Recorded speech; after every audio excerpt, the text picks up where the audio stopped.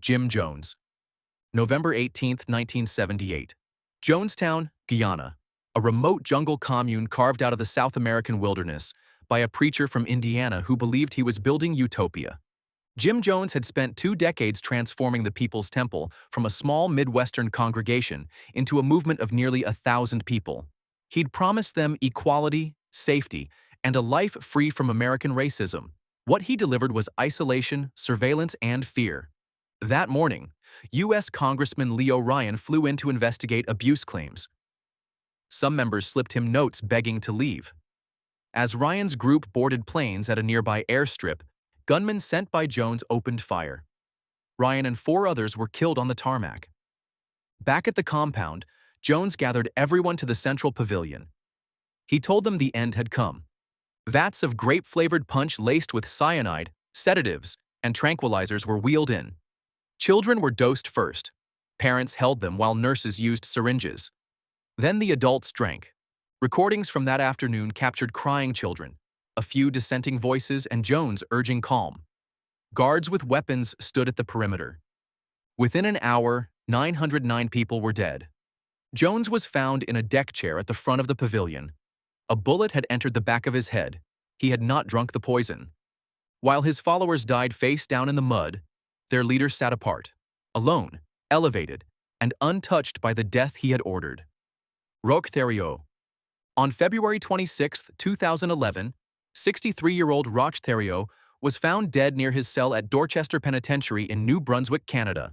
Thériault, who called himself Moses, had founded the Ant Hill Kids in 1977, a doomsday commune in the remote mountains of Quebec, where he ruled with absolute authority. His control became something far darker over time. Members were forbidden from speaking without permission. Punishments included breaking their own legs with sledgehammers and sitting on lit stoves. Thériault fathered 26 children with female members, whom he treated as property. He performed amateur surgeries on followers without anesthesia, cutting open abdomens, removing intestines, injecting ethanol into stomachs. In 1989, follower Solange Bollard died after one such procedure. Thériault had disemboweled her with a kitchen knife. He was arrested that same year after member Gabrielle Lavallee fled the commune. Thériault had amputated her arm with a cleaver. In 1993, he was convicted of second-degree murder and sentenced to life. He spent his final years at Dorchester, rejected for parole, attempting to sell artwork on true crime websites. On February 26, 2011, fellow inmate Matthew McDonald entered Thériault's cell, stabbed him in the neck with a shiv, then walked calmly to the guards. "I just killed him," he said. The man who tortured and controlled dozens for over a decade died helpless on a prison floor, killed by a stranger who found his crimes unforgivable. Osho, Bhagwan Sri Rajneesh. On January 19, 1990, 58-year-old Osho, born Bhagwan Sri Rajneesh, died at his ashram in Pune, India. Osho had built one of the most flamboyant spiritual empires of the 20th century. He attracted hundreds of thousands of followers with a philosophy blending Eastern mysticism, Western psychology, and radical personal freedom. In 1981, he relocated to rural Oregon, where followers built Rajneeshpuram, a fully functioning city of 7,000 people with its own airstrip, police force, and shopping mall. His personal fleet grew to 93 Rolls-Royces. Behind the luxury, his secretary Ma Anand Sheila was orchestrating crimes. In 1984, she ordered the first bioterrorist attack on U.S. soil, contaminating salad bars in 10 Oregon restaurants with salmonella, sickening 751 people to suppress voter turnout in a local election. Sheila fled to Europe.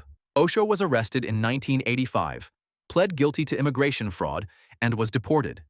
He returned to Pune, where his health rapidly declined.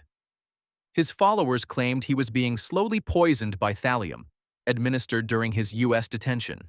American authorities denied it. The official cause of death was heart failure. His followers rejected this entirely. The man who owned 93 Rolls-Royces and promised enlightenment to millions died in disputed circumstances. His final days defined by exile, accusation, and unanswered questions. David Koresh.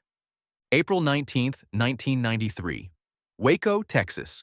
FBI armored vehicles rolled toward the Branch Davidian compound as dawn broke over the Texas plains. Inside was Vernon Howell, better known as David Koresh, a self-declared prophet who had taken control of the Branch Davidians in the mid-1980s. He'd built an arsenal of illegal weapons and taken multiple wives, some as young as 12, calling them his spiritual brides. The siege had started 51 days earlier. TF agents had attempted a raid over weapons charges. A gunfight left 4 agents and 6 Branch Davidians dead. The FBI moved in and began a prolonged negotiation. Koresh kept promising to come out. Once he finished a manuscript decoding the 7 seals of Revelation, weeks passed. The document remained incomplete. On April 19th, federal commanders lost patience. Tanks breached the walls. CS gas was pumped inside. The plan was to drive people out peacefully. Then smoke appeared. Both sides blamed the other. The FBI said members ignited the fire deliberately. Survivors said the tanks caused it. The flames spread fast through the wooden structure. 76 people perished, among them 25 children. Koresh's body was recovered away from the fire's worst damage. A bullet had entered the center of his forehead. Beside him lay Steve Schneider, his second in command, dead from a self-inflicted wound. Schneider had pulled the trigger for both of them. The manuscript was never finished. Shoko Asahara, July 6, 2018. Tokyo. At 63 years old, Shoko Asahara was led to the gallows at the Tokyo detention house and hanged. Born Chizuo Matsumoto, Asahara had built Aum Shinrikyo from a small yoga studio into a global organization with thousands of members. He declared himself both Christ and the first enlightened human since the Buddha. His followers included doctors, physicists, and engineers, people who believed his prophecies of imminent apocalypse. On March 20, 1995, Aum operatives boarded 5 Tokyo subway lines during the morning commute and punctured bags of liquid sarin.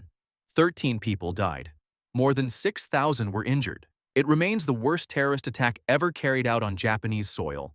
Asahara had planned it as the opening act of a war he expected to win. Instead, police raided Aum facilities across the country and found him concealed in a hidden room at the cult's headquarters. His trial ran for 8 years, guilty on 13 counts including mass murder. Death sentence handed down in 2004. The appeals stretched on for 14 years. By the time his execution date arrived, Asahara was unrecognizable. He had withdrawn entirely, refusing to speak, unable to care for himself, wearing diapers in his cell. His lawyers could not reach him. 6 of his disciples were hanged the same morning, at separate facilities, without public announcement. The man who claimed to be God died silent, diminished, and alone. Marshall Applewhite, March 26, 1997. Rancho Santa Fe, California. Police responding to a tip entered a 9,200 square foot mansion and found 39 bodies arranged across the bedrooms.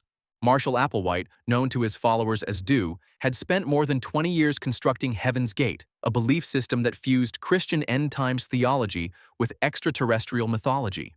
Earth, he taught, was a temporary vessel about to be wiped clean. A UFO traveling in the wake of the Hale-Bopp comet was coming to collect the faithful.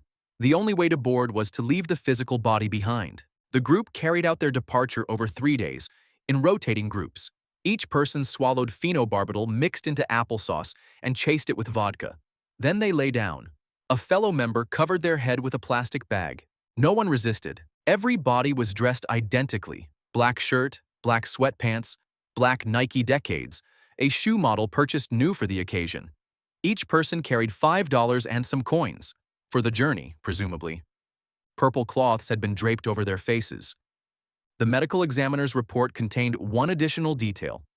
Applewhite and 7 other men had been castrated. He had persuaded them years earlier that shedding their gender was a spiritual requirement. A doctor in Mexico had performed the procedures.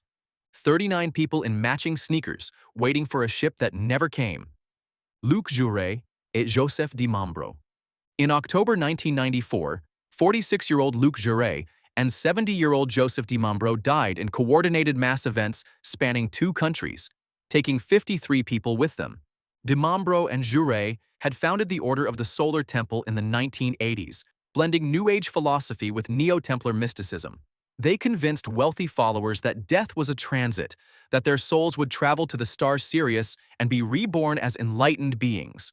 Days before the main events, Di Mambro ordered the murder of his own infant son. He believed the child was the Antichrist.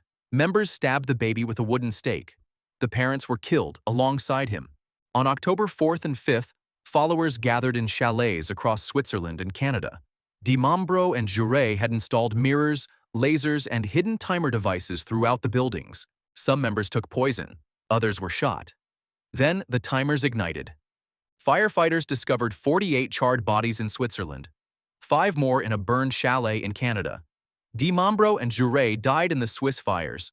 Investigations later revealed that many victims, particularly children, had been murdered rather than dying voluntarily. The violence didn't end there. In December 1995, 16 more Solar Temple members died in France. In March 1997, 5 more in Quebec. Jure and Di Mambro had built a machine of death that kept running long after they were gone.